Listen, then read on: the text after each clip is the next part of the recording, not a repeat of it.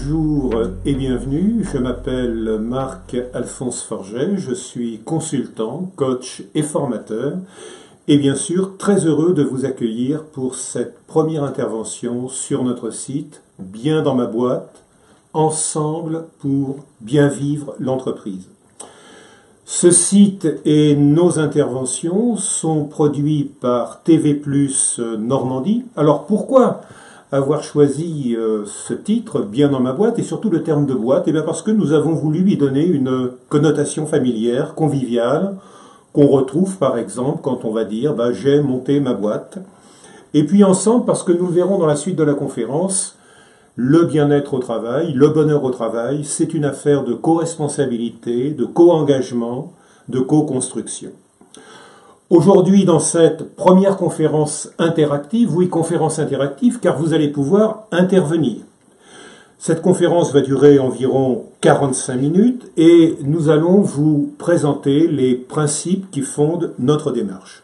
Ensuite, chaque mois, à partir du mois de janvier, nous aurons une spot conférence de 20 à 30 minutes, toujours sur le principe de l'interactivité pour vous permettre d'intervenir. Ainsi, le jeudi 12 janvier à 21 h, notre thème sera « Pourquoi les émotions ont leur place dans l'entreprise ?» et le jeudi 9 février, « Comment assurer son employabilité durable ?» Tous les thèmes que nous serons amenés à traiter seront bien sûr en lien avec le monde du travail et avec le bien-être au travail. Notre ligne directrice, ce qui va fonder au fond notre démarche, c'est comment concilier au mieux le bien-être et l'efficience, la réussite et l'épanouissement des personnes avec le succès de l'entreprise.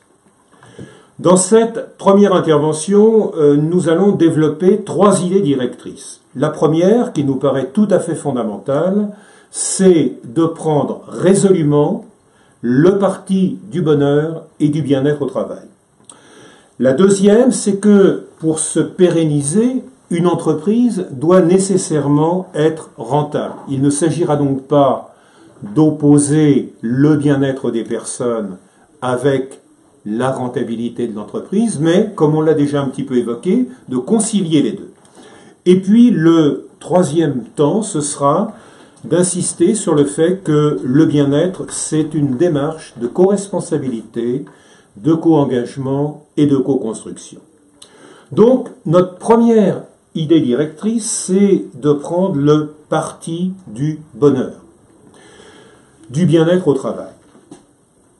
Un petit dessin qui nous indique que le bonheur au travail, ce n'est pas un gros mot, ce n'est pas une incongruité, et cependant, nous venons de loin. Si nous prenons, sans entrer trop dans les détails historiques, l'étymologie du mot travail, ça vient d'un mot latin qui s'appelle tripalium, et comme vous le voyez peut-être sur l'image, ce mot latin correspond à un engin de torture, une sorte de croix de Saint-Jean sur laquelle on attachait les personnes, on les laissait mourir, ou comme le suggère l'image ici, quelquefois on les brûlait.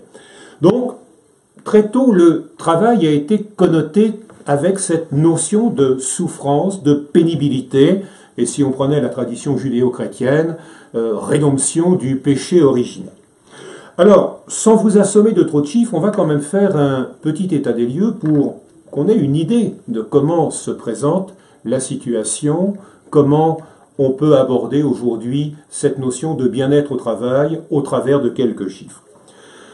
Un premier schéma, c'est l'échelle du bonheur au travail en Europe. Quand on regarde cette échelle, on constate que la France se classe aujourd'hui en 7e position et que nous avons environ 40% des personnes qui en France disent qu'elles sont souvent heureuses sur leur lieu de travail.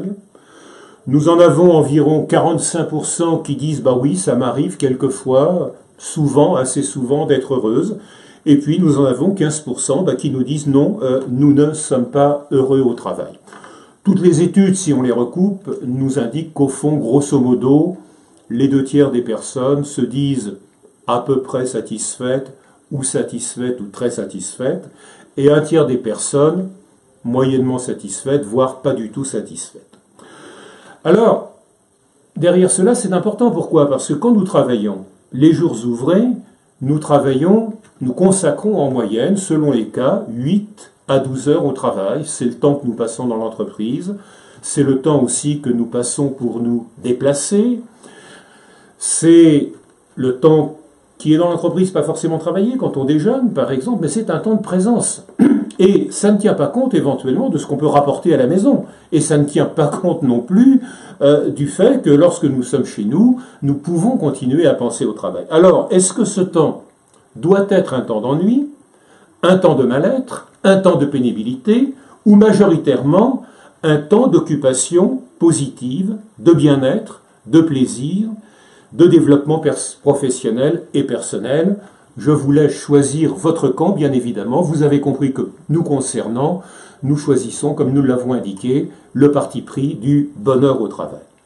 Alors, il faut également noter une chose, c'est que le travail, par nature, c'est quelque chose qui est ambivalent.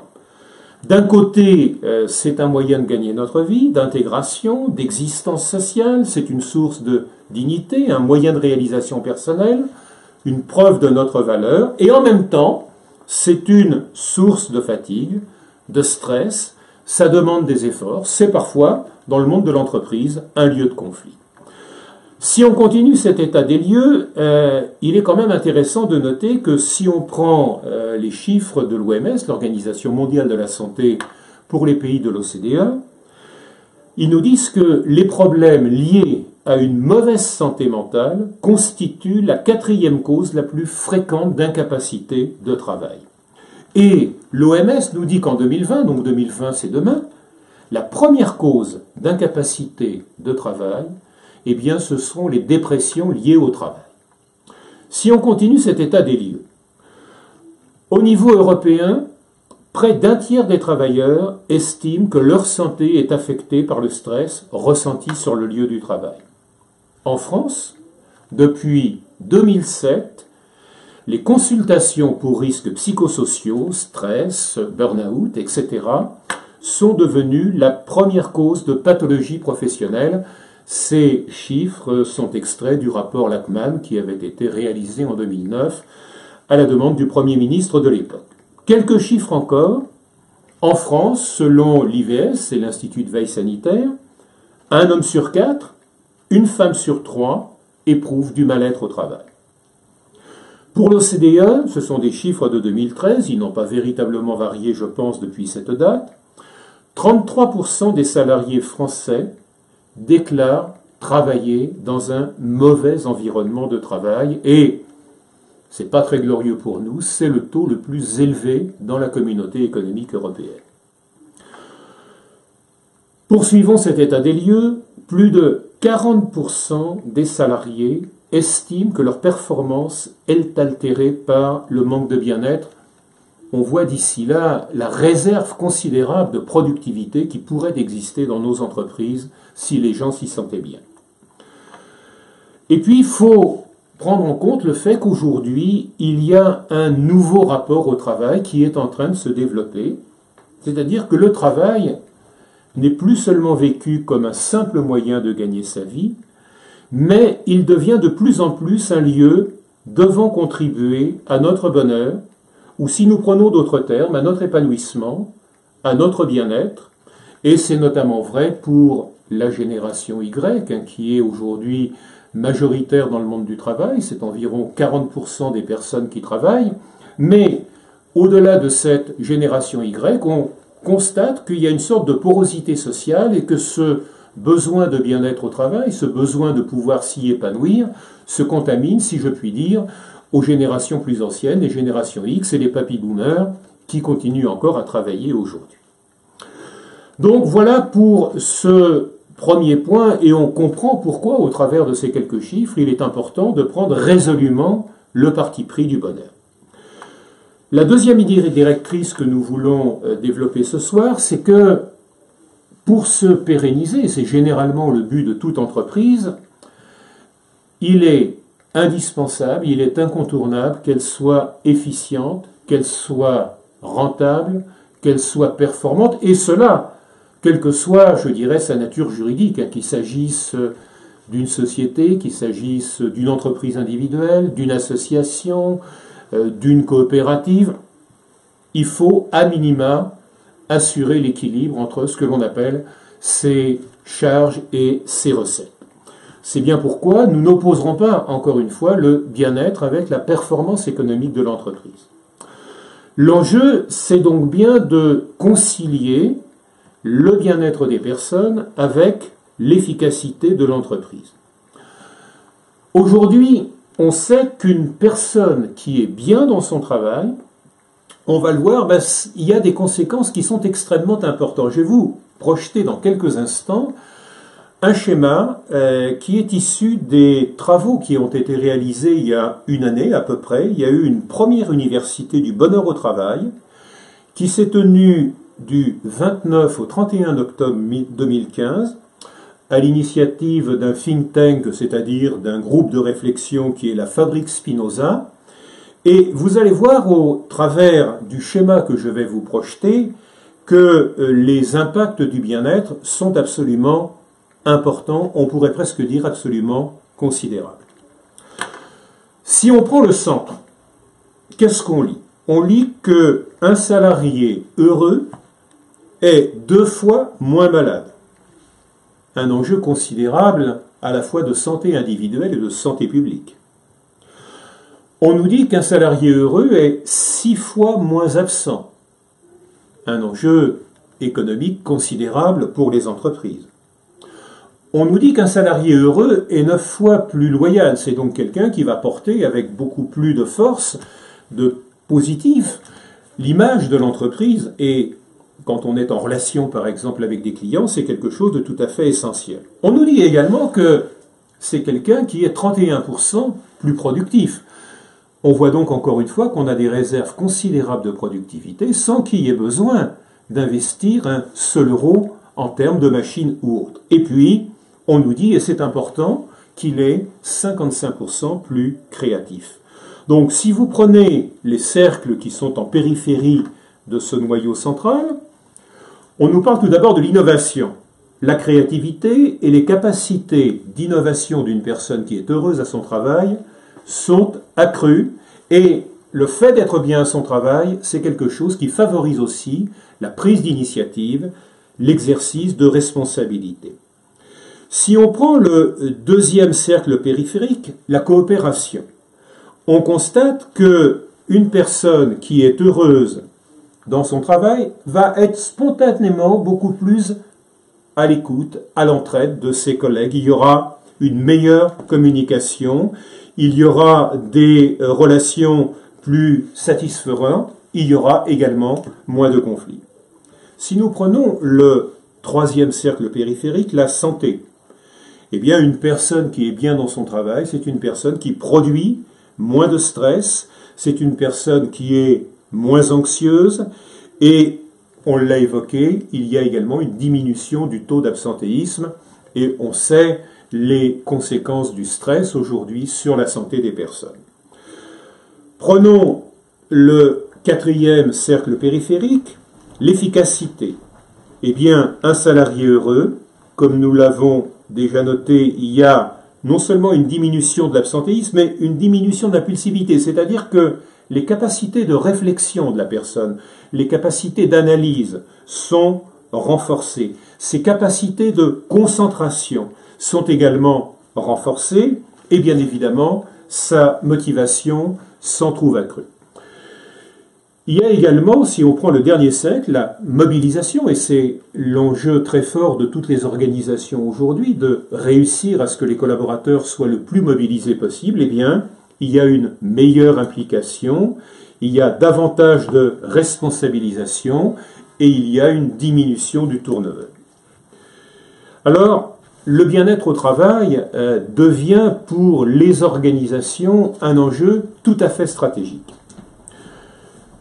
Pour perdurer, eh bien, une entreprise est obligée d'attirer, elle est obligée de conserver et de développer dans la plupart des cas sa clientèle. Et pour perdurer, une entreprise doit créer ce qu'on appelle des différences, bâtir une identité positivement différenciée. Ces différences, elles peuvent se faire sur différents registres. L'innovation, la productivité, la qualité, le prix, mais de plus en plus, ces différences se font par le service. Or, le service, il passe majoritairement par les personnes, leurs compétences, leur engagement, leur écoute, leur motivation, leur disponibilité. Une personne qui se sent bien dans son travail, eh bien c'est une personne qui exprimera beaucoup plus aisément, beaucoup plus naturellement ses postures de service. Alors, pour les entreprises qui en douteraient encore, vous voyez, j'ai noté ici, en m'inspirant en fait de ce qu'avait dit Lincoln quand il était président des États-Unis. On lui reprochait à l'époque de vouloir dépenser trop d'argent pour l'instruction. Alors, il avait eu cette boutade, il dit, écoutez, si vous pensez que l'instruction, ça coûte trop cher, essayez donc l'ignorance. Et bien là, vous voyez, en le transposant au monde de l'entreprise, pour les entreprises, les dirigeants, les managers qui en douteraient encore, eh bien on pourrait dire, si vous pensez que le bien-être au travail est un luxe inutile, essayez donc le mal-être, vous en verrez les conséquences. Alors, pour une organisation, pour une entreprise, derrière le bien-être au travail, il y a 6 enjeux clés. Le premier, et nous l'avons déjà évoqué, c'est un enjeu de mobilisation des collaborateurs. C'est aussi, et c'est important dans le monde qui est le nôtre, on va y revenir dans quelques instants, c'est un enjeu de réussite des défis adaptatifs et innovateurs.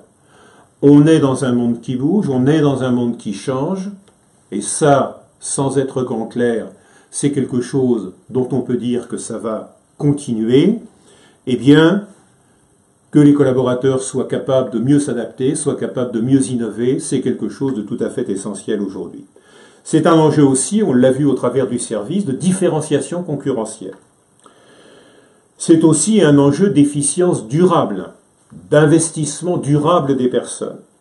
C'est un enjeu de climat social, on l'a évoqué, les relations sont meilleures, la communication est renforcée, les postures d'entraide, de solidarité sont plus fortes, les conflits sont moins fréquents.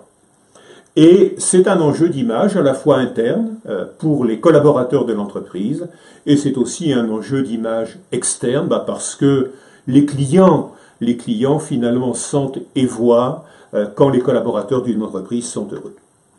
Alors vous voyez là j'ai retenu ce dessin, peut-être que ça existe dans certains cas, peut-être que ça existera demain. Vous voyez, faire qu'on se sent tellement bien au travail que notre patron ou notre manager soit obligé de venir nous dire quand même, il faudrait peut-être songer à partir, et nous lui répondrions non, non, je suis trop bien ici, je vais y rester.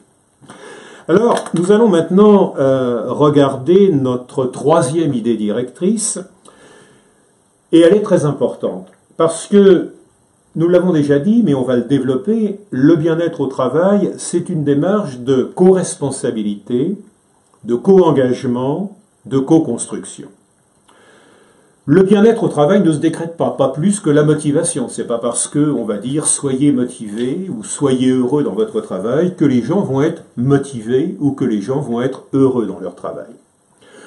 En réalité, c'est une co-responsabilité, un co-engagement, une co-construction qui va impliquer l'ensemble des acteurs.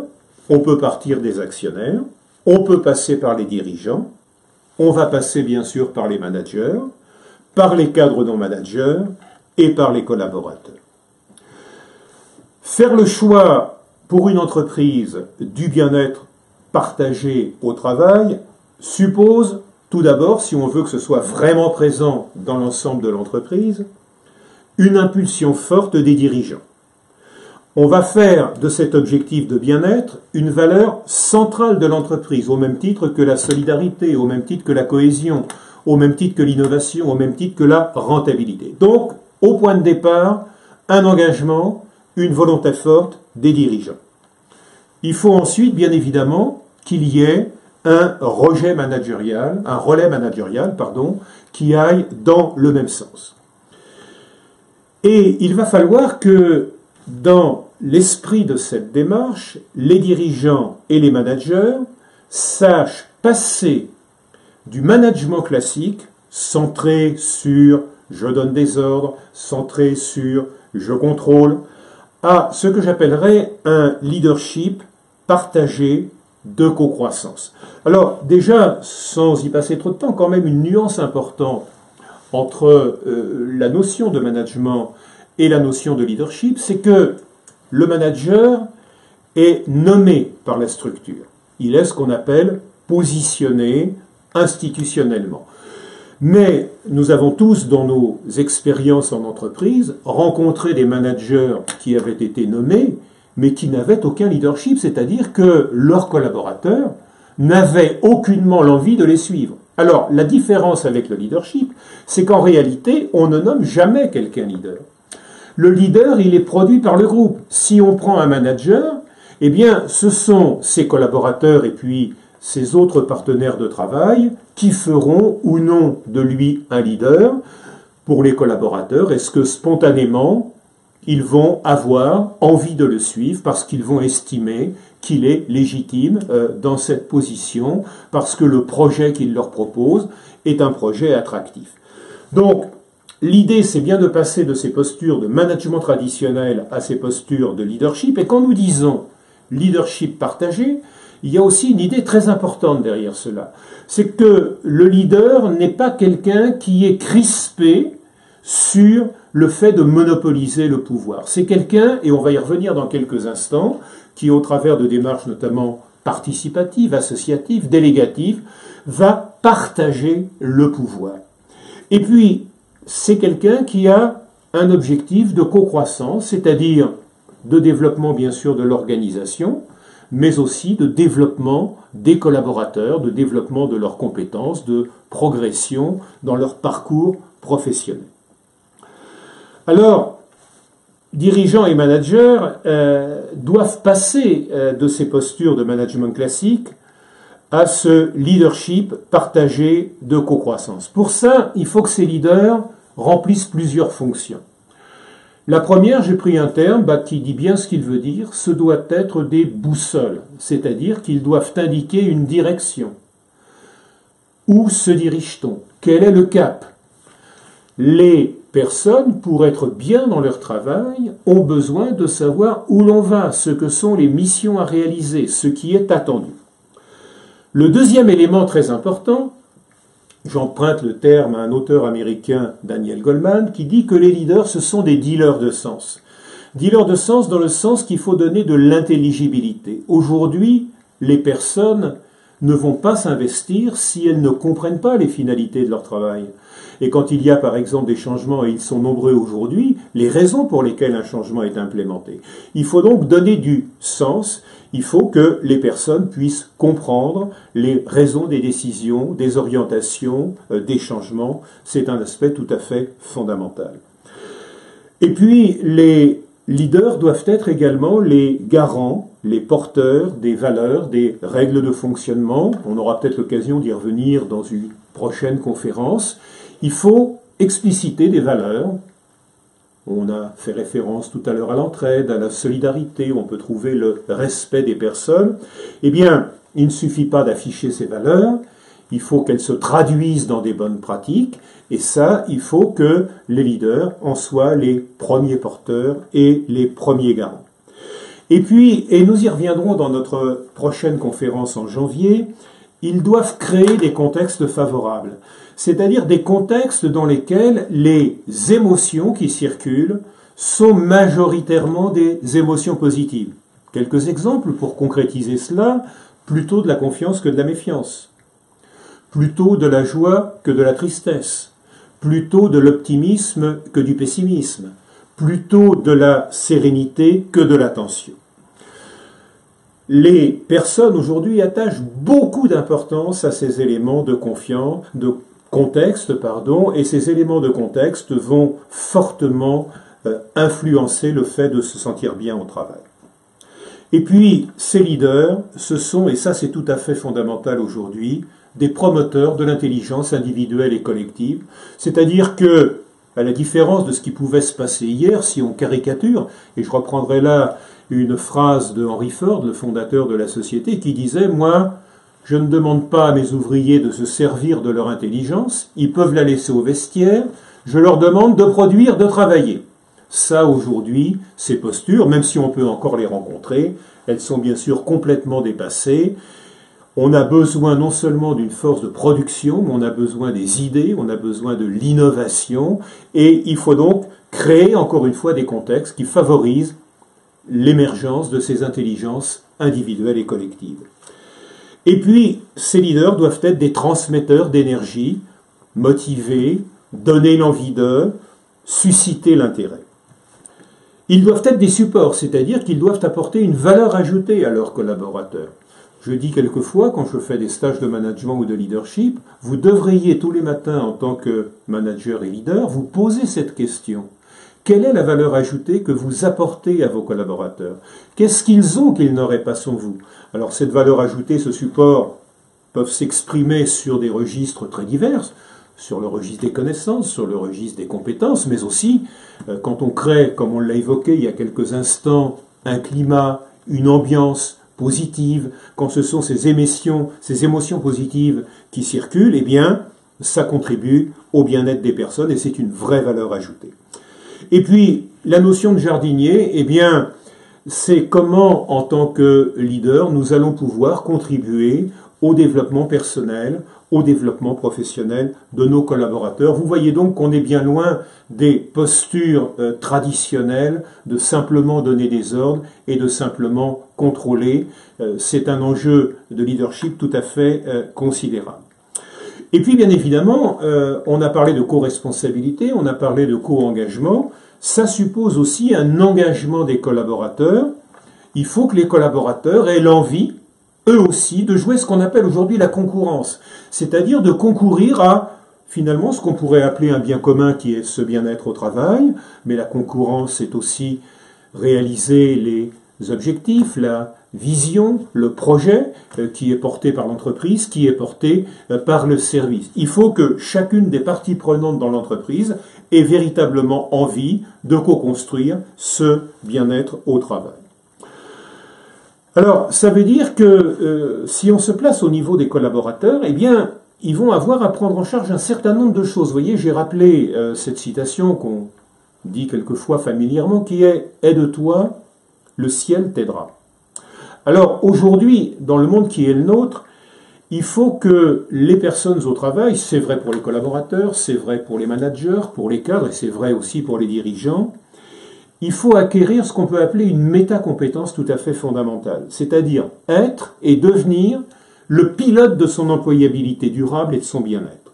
Il faut au fond réussir à être le manager de soi, et dans la conférence que nous ferons en février, nous reviendrons notamment sur ce point d'employabilité durable, comment réussir à garantir cette employabilité durable. Mais il faut vraiment que chacun s'investisse dans cette responsabilité.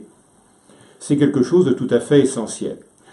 Alors, ça veut dire notamment qu'il faut que, pour réussir cela, nous intégrions bien les caractéristiques, je pourrais dire la réalité du monde dans lequel nous vivons. Il ne faut surtout pas prendre des postures de déni parce que ces réalités sont présentes et si nous voulons réussir à être durablement employables et puis derrière cela à être heureux, il faut intégrer positivement ces caractéristiques. Alors, j'en noterai ici quelques-unes. La première, elle est tout à fait fondamentale et elle va très certainement durer, c'est d'accepter et d'intégrer le principe du changement continu. Nous sommes dans un monde qui bouge sur les plans scientifiques, techniques, économiques, commerciaux, politiques, et sans être grand clair, ça c'est quelque chose qui va perdurer. On est donc dans un monde du mouvement. Ça veut dire qu'il faut aussi que dans ce monde du mouvement, nous intégrions quelque chose qui est important, c'est ce qu'on appelle le principe de la fragmentation et de la précarité de nos parcours professionnels. Ça veut dire quoi? Ça veut dire que si hier, avant-hier, nos parents, nos grands-parents, nos aînés partaient en se disant « je rentre dans cette entreprise, je ferai toute ma carrière dans cette entreprise, voilà mon métier de départ, et ben ce sera mon métier pour toute la vie », Aujourd'hui, c'est déjà de moins en moins vrai. Ce sera de moins en moins vrai demain. Il faut donc nous préparer à vivre des aventures, des expériences professionnelles différentes, à changer parfois de métier, et même si on reste dans le même métier, à évoluer à l'intérieur de ce métier. Et il y a donc une nécessité, voyez, d'auto-renouvellement. Ça, c'est quelque chose de tout à fait fondamental à intégrer aujourd'hui. Il faut donc que nous intégrions derrière cela deux choses extrêmement importantes. C'est le principe d'apprentissage et de désapprentissage permanent. L'apprentissage, on y pense. Le monde bouge, les techniques évoluent, le contexte évolue, donc on intègre de mieux en mieux qu'il faut continuer à apprendre, qu'on ne peut pas vivre sur notre acquis de départ. Mais il faut aussi savoir désapprendre, c'est-à-dire nous délester de tout ce qui est devenu obsolète. Ça peut être des informations, ça peut être des compétences, ça peut être des façons de se comporter. Bref, tout ce qui nous alourdit, nous encombre inutilement et risque de nous faire dysfonctionner plutôt que bien fonctionner. Ça veut dire qu'il y a une compétence tout à fait essentielle et qu'on devrait intégrer dans tous les programmes de formation secondaire et supérieure, c'est apprendre à apprendre. Parce que, certes, une entreprise, certes, les pouvoirs publics peuvent mettre en place des moyens pour, au long de notre vie professionnelle, nous aider dans cet apprentissage continu, mais il y aura toujours une part importante d'auto-apprentissage et cette compétence devient tout à fait fondamentale aujourd'hui. Et puis, il faut avoir la capacité d'évaluer, de développer donc ces ressources cognitives, donc ces connaissances, ces capacités intellectuelles, ces compétences métiers. Et puis aussi, on aura sûrement l'occasion d'y revenir dans la conférence du mois de janvier, oui, sur les émotions, c'est de développer aujourd'hui ces compétences émotionnelles, c'est-à-dire tout ce qui va nous aider à la fois à gérer notre relation aux autres, mais aussi à gérer notre relation à nous-mêmes, notamment comment nous allons gérer nos émotions, comment aussi nous allons identifier, intégrer, gérer nos motivations. Alors, qu'est-ce qui peut nous inciter à nous engager dans cette démarche en tant qu'entreprise, en tant que personne? Eh bien, tout d'abord, une chose qui me paraît importante, c'est que c'est un moyen de renouveler, un moyen souvent de restaurer, de renforcer la motivation. Alors, on pourrait dire, vous mettez la motivation des dirigeants, ça va de soi qu'ils doivent être motivés, les dirigeants. Eh bien, on constate que dans le monde qui est le nôtre aujourd'hui, avec ce qui s'y passe, les changements permanents, les difficultés qui le caractérisent, eh bien, certains dirigeants peuvent connaître eux aussi des crises de démotivation. Donc, renouveler, restaurer, renforcer la motivation des dirigeants, des managers et bien sûr des salariés. Et c'est permettre, on l'a un petit peu évoqué, aussi bien aux organisations qu'aux personnes, de mieux relever les défis, les enjeux d'un nouveau monde, un monde qui est en changement permanent, un monde qui est marqué par l'incertitude, la complexité, l'innovation, la compétition, la concurrence acharnée, et ça, ce sont aussi des éléments qui vont perdurer. Alors, qu'est-ce qui peut également amener à s'engager dans cette démarche? Eh bien, pour les organisations, un élément qui est tout à fait essentiel, c'est que tout ce qui va concourir au bien-être des personnes, ce n'est pas d'abord une question d'investissement financier, ce n'est pas une question de millions ou de milliards d'euros. C'est d'abord, et vous l'avez sûrement bien compris au travers de ce que nous avons déjà évoqué, c'est d'abord une affaire d'attitude et de comportement, c'est une nouvelle façon de voir et de vivre nos rôles. Alors, une quatrième idée directrice qui me paraît également importante, c'est que, entreprise ou personne, nous sommes et nous serons constamment challengés. Pourquoi? Parce que dès l'instant où l'on est dans un monde qui bouge, il n'y a plus ou de moins en moins de positions définitivement acquises, encore une fois, que ce soit pour une personne ou que ce soit pour une entreprise, d'où l'importance, comme on l'a évoqué il y a quelques instants, de l'auto-renouvellement, vrai pour les personnes, mais vrai aussi pour les entreprises. Nous sommes dans un monde qui est dur, qui va le rester, nous sommes dans un monde qui est exigeant et qui va le rester, et pour réussir dans ce monde, nous avons intérêt à nous sentir bien et nous avons intérêt, et ça c'est important, on aura là aussi certainement l'occasion d'y revenir dans de prochaines conférences, à retourner les contraintes en opportunités. Le changement, par exemple, est vécu par beaucoup de personnes comme une contrainte. Il faut que nous modifions nos façons d'être, nos façons de faire, il faut que nous acquérions de nouvelles connaissances, de nouvelles compétences. Et si on le vit simplement sur le registre de la contrainte, c'est générateur de mal-être, c'est générateur de stress. Si au contraire nous nous disons, eh bien c'est l'occasion de vivre de nouvelles expériences, c'est l'occasion d'apprendre de nouvelles choses, eh bien nous le vivrons à ce moment-là sur un registre beaucoup plus positif. Alors, comme on vient de l'évoquer, entreprise ou personne, nous allons continuer à vivre dans des contextes qui sont durs, des contextes qui sont exigeants. J'ai noté ici quelques points qui caractérisent ces contextes, qu'on appelle la crise. La crise, en réalité, ce sont des ruptures. Ce sont des contraintes, ce sont des opportunités qui émergent. C'est, comme nous l'avons évoqué, la précarité des positions acquises.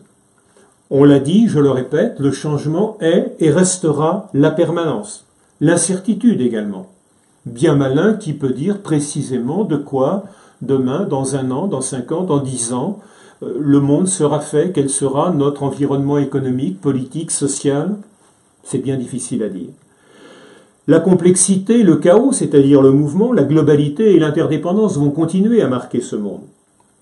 Principe aussi de progrès non garanti. Je veux dire par là que quand on a été dans ce qu'on a appelé les 30 glorieuses, nous étions dans un monde du progrès. Chaque année, on avait des augmentations de salaire, il y avait des promotions qui étaient possibles, des évolutions. Eh bien, cela n'est plus automatique aujourd'hui. On peut certes toujours améliorer sa situation, on peut certes toujours progresser, mais ça ne se fait plus avec l'automaticité qu'on avait pu connaître autrefois.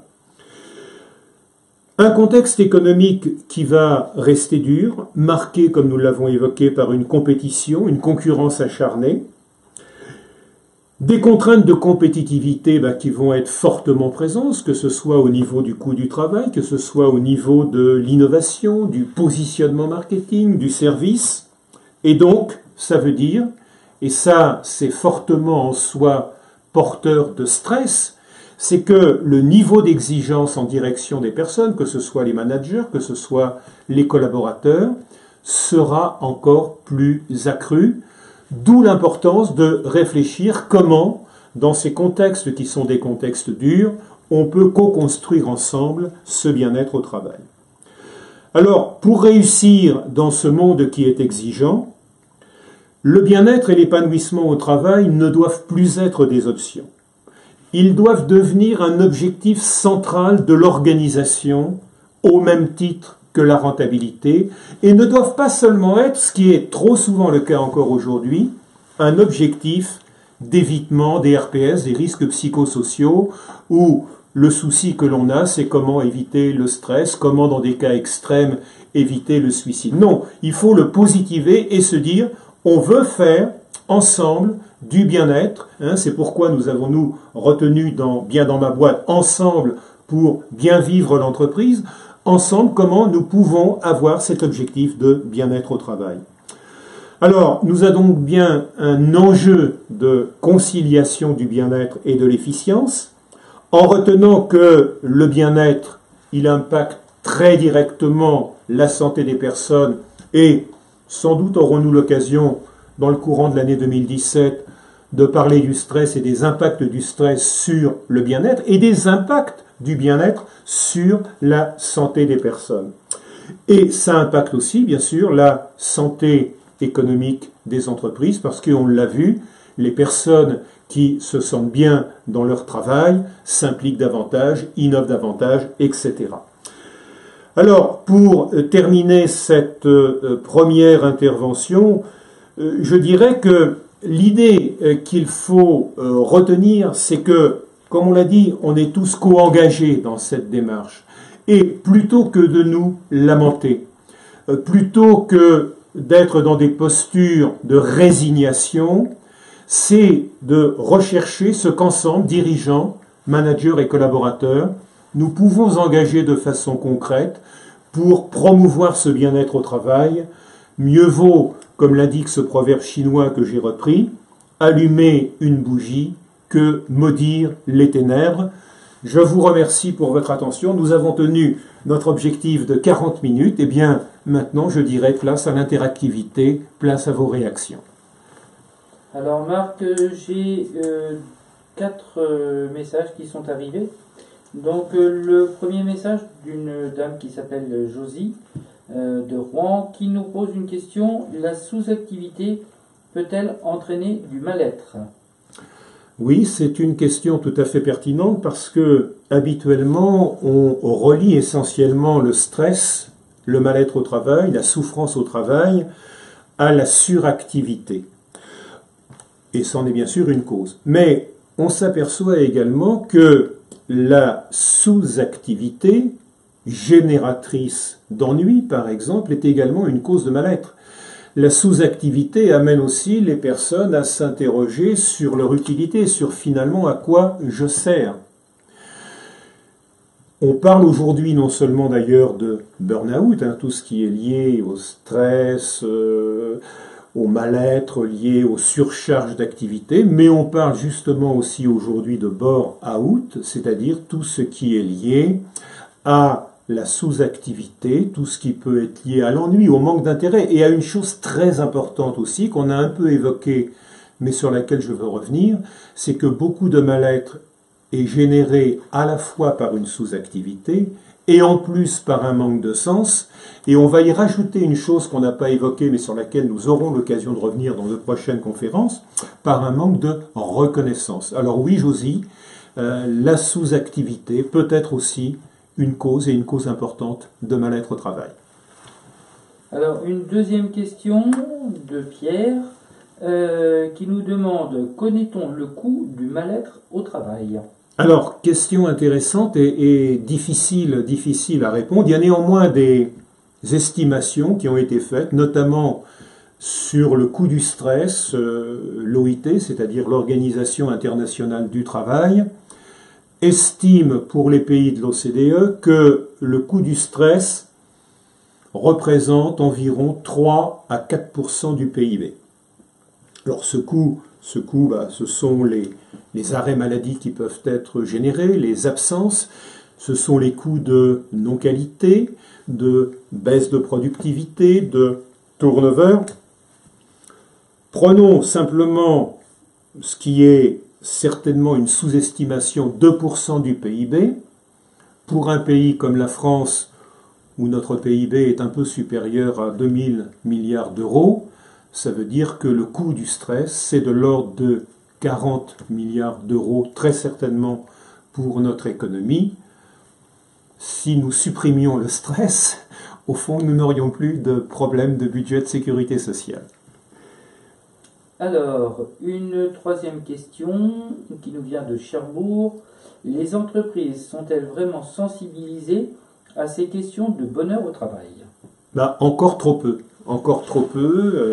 Mais je dirais ce qui est positif, puisque vous l'avez bien compris, on fait en sorte de prendre une posture positive, rechercher d'abord ce qu'il y a à faire. Alors c'est vrai, encore trop peu d'entreprises sont sensibilisées à ces questions, mais la bonne nouvelle, c'est qu'elles sont quand même de plus en plus nombreuses.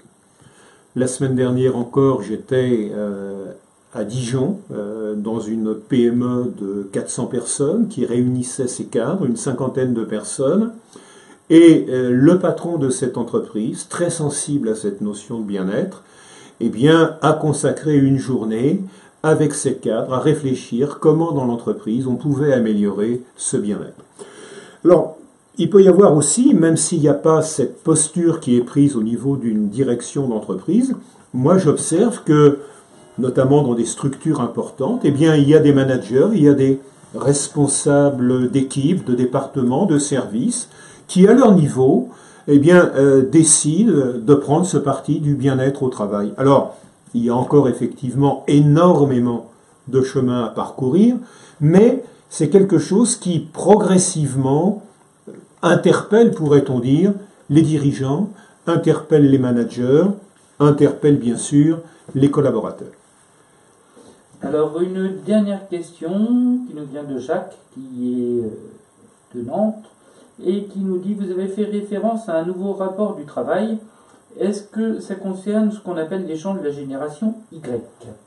Alors, j'ai fait effectivement référence à cette génération Y pour rappeler les choses. Ce sont les personnes qui sont nées entre 1980 et 1995. Donc ces personnes, comme je l'indiquais tout à l'heure, c'est grosso modo aujourd'hui un peu plus de 40% de la population active française. Et on s'est aperçu qu'effectivement, pour cette génération, cette notion de bien-être au travail, de se sentir bien dans ce que l'on fait, le contexte dans lequel on le fait, les façons dans lesquelles on le fait, est tout à fait essentiel. Mais ce qui est intéressant, c'est qu'on constate qu'il y a, comme je l'indiquais tout à l'heure, une sorte de porosité sociale. C'est-à-dire que cette posture de la génération Y, eh bien, elle se communique de plus en plus à ce qu'on appelle la génération X. Ce sont les personnes qui sont nées entre 1965 et 1979. Et puis même, et j'en fais partie, aux papy boomers qui restent encore aujourd'hui en activité dans le monde de l'entreprise, c'est-à-dire les gens qui sont nés entre 1945 et 1965. Donc, ça concerne fortement cette génération Y, mais c'est quelque chose qui se diffuse également de plus en plus aux générations X et aux générations baby boomers. Voilà, c'est terminé. Merci. Eh bien, un grand merci à vous qui nous avez suivis pour ce premier rendez-vous. Donc, je vous donne rendez-vous le jeudi 12 janvier à 21h. Et nous parlerons d'une thématique importante à laquelle on a fait quelques références aujourd'hui. Pourquoi les émotions ont leur place dans l'entreprise. Bonne soirée à vous tous et au 12 janvier. Merci Marc.